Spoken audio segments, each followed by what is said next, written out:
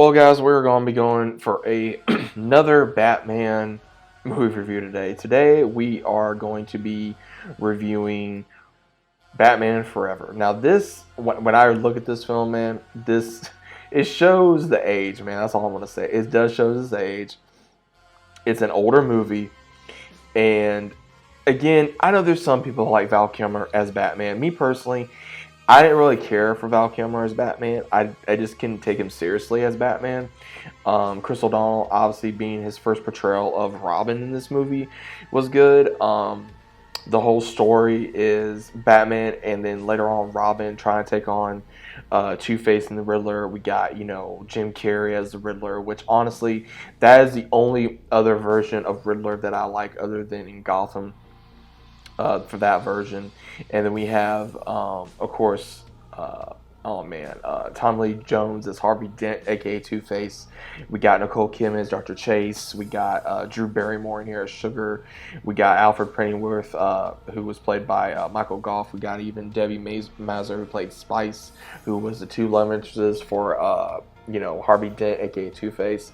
There was a lot of craziness in this film, man. Like, I think some of the favorite, or some of my favorite scenes in this film is probably when Chris O'Donnell, like Robin, he takes the Batmobile from the cave and he's like, I'm Batman, and he's fighting all these guys in the alley, saves the girl and all that stuff. And I thought that was cool, and that fight scene was really cool as well. And then seeing, Jim Carrey become the Riddler, and then the craziness of how he gets introduced to, Harvey Dent, aka Two-Face, and just seeing how, he just walks in there and he's just, like, oh, I like this, I like this. And Jim Carrey did such a good job with that character that he came across not only very conniving, he came across crazy, he came across, all kinds of ways that you just wouldn't think he'd come across, right?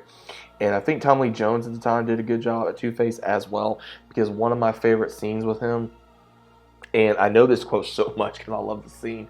Because he says, you violated the sanctuary of our lair. He says, you've done this, you've done this. He says, for this we should crush your bones into batter. He says, but you make a very opposite point. He says, for heads we accept, and tails we blow your damn head off. And he just like flips it up in the air. And then of course that, hey, he works with him, or then when they start stealing all the money and Jim Carrey's counting all the money, he says, I lost count again. And he's just like going crazy, because they gained that amount of money from stealing from all these banks, right?